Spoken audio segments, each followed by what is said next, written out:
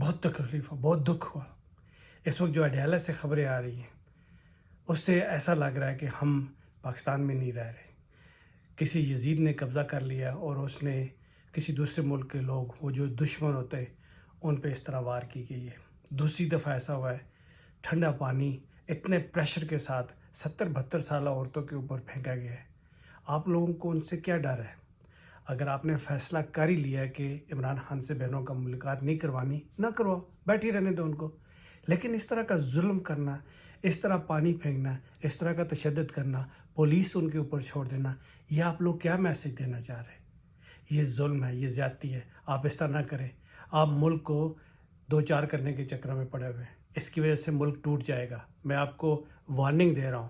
آپ لوگوں کی اسی طرح کی حرکتوں سے 1971 میں بنگلہ دیش علیحدہ ہوا، بلوچستان میں آگ لگی ہوئی ہے، KPK کے اندر آپ نے آگ بڑھائی ہوئی ہے، کشمیر آپ سے علیحدہ ہونا چاہ رہا ہے۔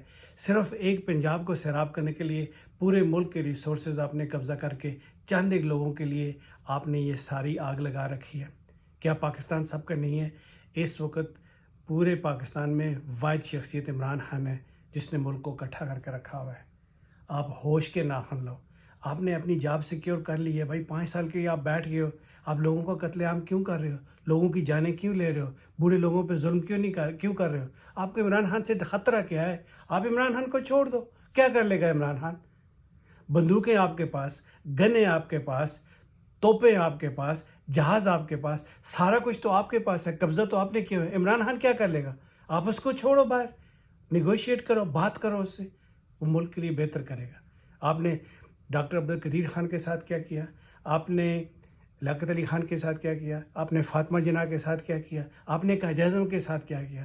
آپ نے ہر اس محسن کو ساتھ وہ کیا جو دشمن کرتا ہے۔ میں سخت الفاظ نہیں استعمال کرنا چاہ رہا۔ آپ لوگوں کی نوکریاں 3-3 4-4 سال 5-5 سال پکی ہو گئی ہیں، کر لو یار نوکری۔ پاکستان کو اور نوچنا ہے نوچ لو، لیکن اس بندے کو چھوڑو باہر، کیونکہ وہ بندہ ملک کی اکائی کی ضمانت ہے، وہ یونٹی کی ضمانت ہے۔ آئی ہوپ کہ آپ لوگ کان کھول کے میری بات کو سنیں گے۔ یہ میری آواز نہیں ہے، یہ سارے پاکستان کی